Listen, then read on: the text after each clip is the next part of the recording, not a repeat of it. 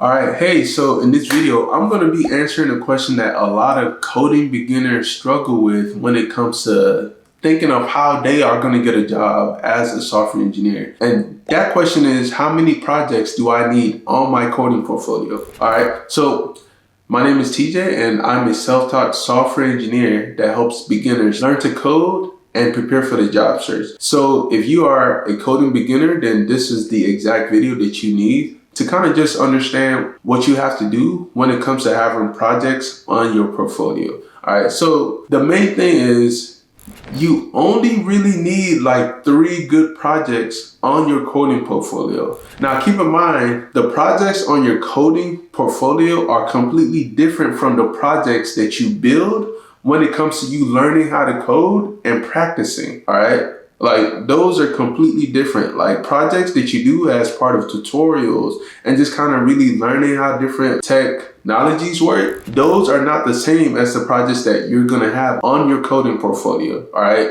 So really, again, you only need like 3 good projects on your coding portfolio. And what do I mean by good, right? So good is just, things that you should think about including in your project, right? So the first thing, right, demonstrate your ability to be able to do CRUD actions, right? So CRUD stands for create, read, update, delete, right? Because those are the main actions that you take on the web, right?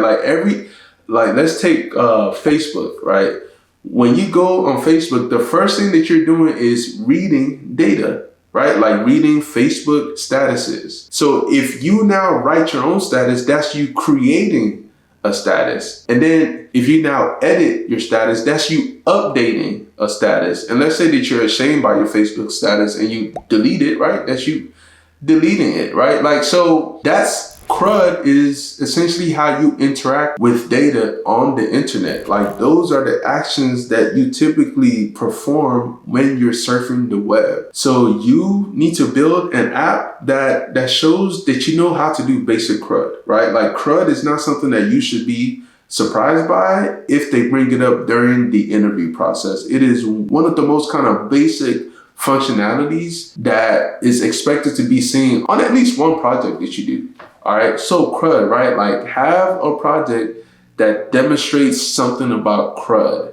Number 2, something that you should definitely do is have a project that integrates with an API, right? Like have a project that integrates with an API. Now, mind you, the same project can have both of these features. You don't need to build one project for each feature, right? The same project can have multiple features in it, but API integrations is a very common thing that software engineers do. Like interacting with APIs is something that you are going to be doing on the job. And a lot of companies have software tools that get data from other companies, right? That's the API, right? So like you need to show that you understand the basics of how to actually interact and consume data from an API, okay? A third thing that you can actually include in your project is authentication, right? Like authentication in terms of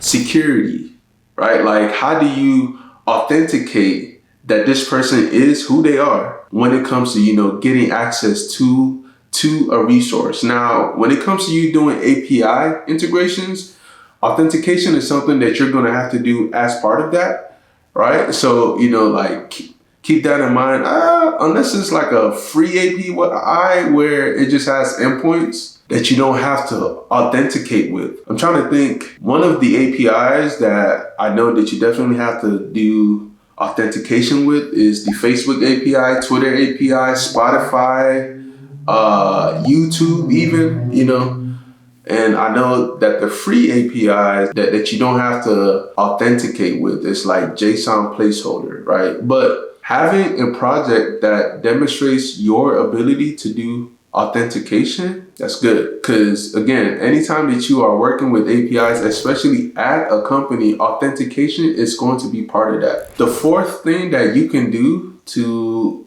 make your project better is to write tests, right? Like write tests that test your code to actually make sure that the code that you're writing is working as expected and working like you actually think it should be working, right? Like write tests. This is a thing that a lot of coding beginners don't do. They don't write tests for their applications and projects, right? So a good way to actually stand out is by writing tests for your projects, right? Because when you start working as a software engineer, anytime that you turn in code, you have to write tests that's testing the code that you're trying to submit to be merged, right? So writing tests is a good part of being on a good engineering team, and it is a really good habit for you to form as a software engineer, especially as a beginner, right? So that is a great bonus that you can add to your projects to make your projects stand out a lot better, and to also help prepare you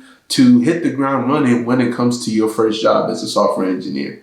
All right. And then number 5, right? In terms of things that you can add to your project to make your project better and stand out, TypeScript, right? Like TypeScript is becoming more and more common on a lot of engineering teams, right? So if you are learning front-end web dev, or really just even full stack, right? Like if you are learning JavaScript, then once you get a good handle on JavaScript, you should definitely learn TypeScript as well. If you can upgrade or update one of your projects to be in TypeScript, that'll help. Even if you don't have a project that's in TypeScript, you learning TypeScript is a good skill to have on your resume that'll also help you to actually stand out. If you want to go the extra mile, you can do a project in TypeScript. And like, that's a really big bonus in terms of standing out in the job search. All right. And really, like, that's it. You only need like 3 good projects. And in terms of good,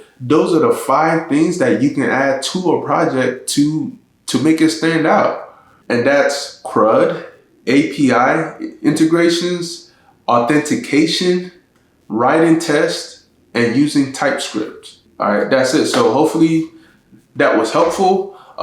Like this video and comment below to let me know if you found this video helpful. So that'll go a long way to helping me grow my channel. Appreciate it. See you on the next video.